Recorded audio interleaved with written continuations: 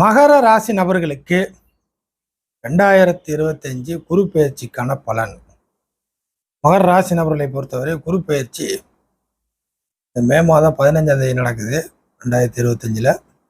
இந்த குரு பெயர்ச்சி மகர ராசிக்கு 6ஆம் பாவத்தில் போகுது. மகர ராசிக்கு குரு விரையாதிபதி, 3ஆம் இடத்தை விதி அப்படிங்கிறது ஒரு கான்செப்ட். இப்போ விரையாதிபதி 12, அதாவது குரு எந்த இடத்தோட தொடர்பு கொள்ளுதோ அந்த இடத்தோட பலன் அதிகமாக இருக்கும். இப்போ 12ஆம் இடத்தோட தான் தொடர்பு கொள்ள போகுது. 3ஆம் இடத்த விஷயங்கள் அந்த அளவுக்கு செய்ய போறதுக்கான வாய்ப்புகள் குறைவு. அப்போ 12ஆம் இடத்தையும் பார்க்குது. ராசிக்கு 10ஆம் இடமான துலாத்தை பார்க்கும், ராசிக்கு 2ஆம் இடமான கும்பத்தை பார்க்கும். ஸோ பார்வை பலன் மகர ராசி நபர்களை பொறுத்தவரை குரு என்கிற கிரகம் விரைய அமைப்புகளை தான் பார்வையின் மூலியமாக செலுத்த போகுது. அப்போ 6ல் குரு வரப்போகுது. இப்போ 6ஆம் இடங்கிறது கடன், நம்பர் 1 கடன். அடுத்தது சம்பள வேலை, நல்ல ஒரு ஆரோக்கியமான உணவு, கைத்தொழில், சுயத்தொழில், கொம்பு வழக்கு, கேஸு, வாய்க்கா தகராறு, வரப்பு தகராறு, அடுத்ததாக ஆரோக்கிய ரீதியாக குறைபாடுகள், இந்த மாதிரியான சில விஷயங்களை குறிக்கிறது தான் 6. இதில் மகர ராசி நபர்களுக்கு நம்ம சில விஷயத்த சொல்ல வேண்டியதாக இருக்குது புரிகிற மாதிரி. இதில் 7.5 சனி அப்படிங்கிற ஒரு விஷயம்லாம் கம்ப்ளீட்டாக முடிச்சிருக்கீங்க. இந்த 7.5 சனியில் கடன் வாங்கியிருப்பீங்க, பணத்தை இழந்திருக்கலாம், ஏமாந்துருக்கலாம், ஏதாச்சும் ஒரு வம்பு வழக்கில் போய் மாட்டிருக்கலாம், அந்த பிரச்சனையும் இன்னும் முடியாமல் இருக்கலாம். இந்த மாதிரி நிறைய விஷயங்கள் நெகட்டிவாக போயிருந்துருக்கலாம். ஒரு குறிப்பிட்ட சதவீத அமைப்புகளுக்கு மட்டும், சில நபர்களுக்கு மட்டும் கொஞ்சம் சில பாசிட்டிவ்கள் நடந்திருக்கலாம். ஆக பெருவாரியாக நெகட்டிவான விஷயங்கள்ல தான் மகர ராசி நபர்கள் உள்ளே இருப்பீங்க. இப்போ அந்த பிரச்சனைகளே தீர்க்க முடியாத வகையில் தான் லைஃப் போயிட்டு இருக்கும். ஸோ இதை என்ன செய்ய போகிறோம், அதை என்ன செய்ய போகிறோம், என்ன ஆக போகுது, ஏதாக போகுது அப்படிங்கிற மாதிரி தான். இப்போ இந்த நிலைமையில் இந்த குரு பெயர்ச்சி என்ன செய்ய போகுது, 6ல் வரக்கூடிய குரு 6ஆம் பாவத்தோட விஷயத்தை டெவலப் பண்ணிடும். இவ்வளவுதான். 12ஆம் இடத்தை பார்த்து 12ஆம் இடத்த விஷயத்தையும் சேர்த்து 6ஆம் பாவத்தில் டெவலப் பண்ணிடும்.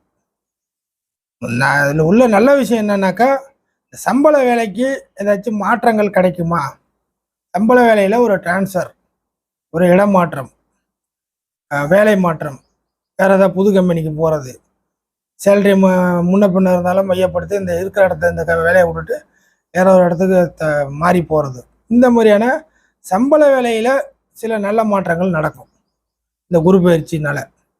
அதர்வைஸு மற்ற விஷயங்களில் உங்களுக்கு சுணக்கம்தான் வரும். உதாரணத்துக்கு ஒரு கடன் ப்ராப்ளம், 6ஆம் பாவத்தில் ஒரு கடன் பாவம் அப்படிங்கிற விஷயம் இருக்குது. அப்போ கடன் வாங்கக்கூடிய நிலவரம் தான் இந்த குரு பயிற்சியில் கிடைக்க போகுது. கடன் வாங்கி தான் சில விஷயத்தை செய்கிற மாதிரி இருக்கும். பெரிய விஷயம், பெரிய செலவு, சின்ன செலவுலாம் நீங்கள் சமாளிச்சிடும். பெரிய செலவே வரும், பெரிய விரயங்கள், ஆனால் சுப விரயமாக இருக்கும். ஒரு முழு சுப கிரகங்கிறதுனால சுப விரயமாக இருக்கும். இதில் பார்த்தீங்கன்னாக்கா சில பொதுவாக பொதுநல காரியமாக சில விஷயத்தில் செலவு பண்ணுற மாதிரி இருக்கும். குரு பொதுவான கிரகம், பொதுநலத்தன்மை, பொது தொண்டு அப்படிங்கிற மாதிரி உங்களுக்கு பயன்படுதோ இல்லையா, ஊருக்கு பயன்படுறோம். புரியுதுங்களா? அப்போது கடன் வாங்கி சில பொது காரியத்தை செய்யக்கூடிய சூழ்நிலைகள் வரும். கடன் வாங்கி ஒரு பெரிய தேவைகள், நல்ல தேவைகள், மங்களகரமான தேவைகள், குடும்ப தேவைகள், இதையெல்லாம் செய்ய ஊருக்காக ஒன்றும் இல்லை, ஒரு 2 பேருக்கு சாப்பாடு போடலாம் அப்படின்னு நீங்கள் ஆரம்பிக்கிறது அந்த தெருவையே கூப்பிட்டு சாப்பாடு போடுற மாதிரி ஆகும். புரியுதுங்களா? அப்போ உங்கள் நல்ல பேர் தான், பட் ஆனால் கடன் வாங்கி இவ்வளோ செலவு பண்ணுறது, ஒரு ஊருக்கே சாப்பாடு வைக்கிறது, எல்லோரும் சாப்பிட்டு போயிடுவாங்க, பொதுவாக போயிடுதா. ஆனால் உங்களுடைய பிளான் எப்படி இருக்கும், உங்களுடைய நண்பர்கள் 2 பேர் 4 பேரை கூப்பிட்டு சாப்பாடு போட்டோம்னா தேவையும் முடிஞ்ச மாதிரி இருக்கும், எல்லாம் கண்ட்ரோலுக்குள்ளே இருக்குன்னு நினைப்பீங்க. ஆனால் பெருசாக இழுத்து விடுறது தான் குரு. இதனுடைய முக்கியமான பலன் என்னென்னா, கடன் வாங்கி சில விஷயத்தை செய்கிற மாதிரி வரும், அது பொதுநலமாக 4 பேருக்கு அதிகமாக செய்கிற மாதிரி வரும். இவ்வளவுதான். அடுத்ததாக உங்கள் தேவைக்கு கடன் வாங்கினா அது செய்ய முடியாதா அப்படின்னு கேட்டிங்கன்னா முடியும். ஆனால் அது என்ன மாதிரியான செலவு செய்ய போகிறீங்க, என்ன மாதிரியான முயற்சி எடுக்க போகிறீங்க, என்ன மாதிரியான வாழ்வாதாரத்தை மையப்படுத்திக்க போகிறீங்க அப்படிங்கிறது தெளிவான ஒரு பிளான் இருக்கும். ஒரு சில நபர்கள் சொந்த தொழில், சுய தொழில், கைத்தொழில் ஆரம்பிக்கிறதுக்காக கடன் வாங்குற மாதிரி இருக்கும் இந்த காலகட்டத்தில்.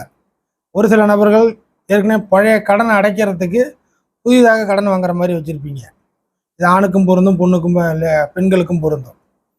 ஒரு சில நபர்கள் இந்த காலகட்டத்தில் குரு பெயர்ச்சிக்கு பிற்பாடு வம்பு வழக்கு வாலண்டரியாக வந்து பார்த்தீங்கன்னாக்கா வம்பு வழக்கு பிரச்சனை, கடன் பிரச்சனைக்கு தாண்டி வம்பு வழக்கில் போய் மாட்டுவீர்கள் மகர ராசி நபர்கள். அதில் ஒரு கேஸை போட்டு பணத்தை செலவு பண்ணிக்கிட்டே இருக்கிற மாதிரி இருக்கும். பணம் வந்து காத்தா போயிட்டு இருக்கும். காற்றுல பணத்தை விசிறி விட்டா அப்படி இருக்கும். அந்த மாதிரியான வம்பு வழக்கு கேஸில் போய் மாட்டினீங்கன்னா ஜெயிக்கிறது சிரமம், விரயங்கள் மட்டுமே நடக்கும். வம்பு வழக்கு வர்றதுக்கு வாய்ப்புகளும் இருக்குது.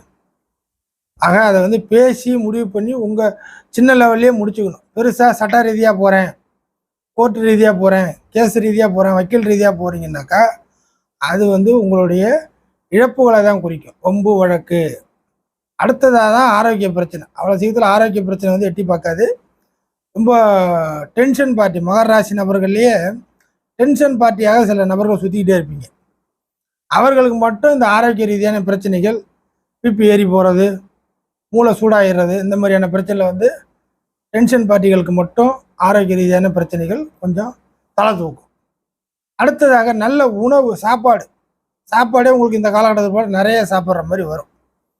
என்னானாலும் பார்த்துக்கலாம், சாப்பாடுனாச்சும் ஒழுங்காக சாப்பிட்லாம் அப்படிங்கிற மாதிரி, உடனே இருக்கிற காசை சாப்பிடுவோம் அப்படிங்கிற மாதிரி சில தாட்டு, சில எண்ண அலைகள் இந்த குரு பயிற்சி உட்பட வரும். இப்போ பார்வை அமைப்புகளுக்கு எடுத்துக்கலாம். 10ஆம் இடத்தை 5ஆம் பார்வையாக பார்க்கும். 10ஆம் இடங்கிறது ஒரு வாழ்வாதாரம், பேக்ரவுண்டு, ஜீவனஸ்தானம், கர்மாவை பிரதிபலிப்பது அப்படிங்கிற ஒரு விஷயம். இப்போ 10ஆம் இடத்த 5ஆம் பார்வையாக பார்க்கறதுனால இந்த குரு பயிற்சி சுய ஜாதக அமைப்பு நல்லா இருக்கிறவங்களுக்கு, மகர ராசி நபர்களே ஜாதகத்தை தூக்கி போட்டோன்னா பளிச்சுன்னு நல்லாயிருக்கும். இந்த காலகட்டத்தில் நல்ல தசாபுத்திகளும் நடக்கும். அப்போது ஒரு நல்ல வாழ்வாதாரத்தை கடன் வாங்கியாவது அமைச்சிக்க முடியும். ஃபைனலாக ரொம்ப நெருக்கி ஃபில்ட்ரு பண்ணி ஒரு பலனும் சொல்லணும் அப்படின்னாக்கா கடனை தான் வாங்க போகிறோன்னு ஆகிப்போச்சு. ஆனால் கடனை வாங்கி போட்டு 10ஆம் இடத்த குரு பார்க்கறதுனால ஒரு நல்ல வாழ்வாதாரத்தை, ஒரு ஜீவனத்தை, உங்களுக்கு தேவையான பொருளை வாங்கி போட்டோ இல்லை வேறு ஏதாச்சும் வழியிலையோ ஒரு வாழ்வாதாரத்தை அமைச்சிக்க முடியும். சிம்பிளாக சொல்ல போனால் ஒரு வாகனத்தை வாங்கி போட்டு ஒரு தொழில் பண்ணலாம். கடனில் ஒரு வாகனத்தை வாங்கி ஒரு தொழில் பண்ணலாம். உங்களுக்கு டிரைவிங் தெரியுது, ஒரு காரை வாங்கி போட்டு ஒரு ட்ராவல்ஸ் நடத்தலாம்.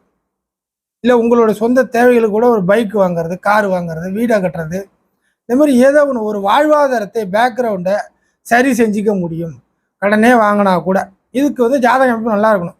எல்லாருமே வாங்கிட்டு விழி தெரியாமல் பாதை தெரியாமல் சுற்றிட்டு வருவீங்க. ஜாதக அமைப்பு நல்லா இருக்கிறவங்களுக்கு அந்த டார்கெட்டை கரெக்டாக அச்சீவ்மெண்ட் பண்ணுவீங்க. ஜாதக ரீதியாக லக்னாதிபதி நல்லா இருக்கணும், தசை நல்லபடியாக நடக்கணும், புத்தி நடக்கணும், இவ்வளோ விஷயங்கள்லாம் இருக்குது இல்லையா? அப்போது ஜாதக அமைப்பு நல்லா இருக்கிறவங்க டார்கெட்டை இந்த காலகட்டத்தில் யூஸ் பண்ணிப்பீங்க, அச்சீவ் பண்ணுவீங்க அப்படிங்கிறத எடுத்துக்கலாம். இப்போ 12ஆம் இடத்தை பார்க்குது. 12 ஜென்ம ராசி, அதாவது குருவோட ஜென்ம ராசியான தனுசு. மகர ராசிக்கு 12 விரயம், இடமாற்றம் அப்படிங்கிறத வச்சுக்கலாம். 12ங்கிறது சேஞ்ச், என்டையராக சேஞ்ச் ஆகுறது.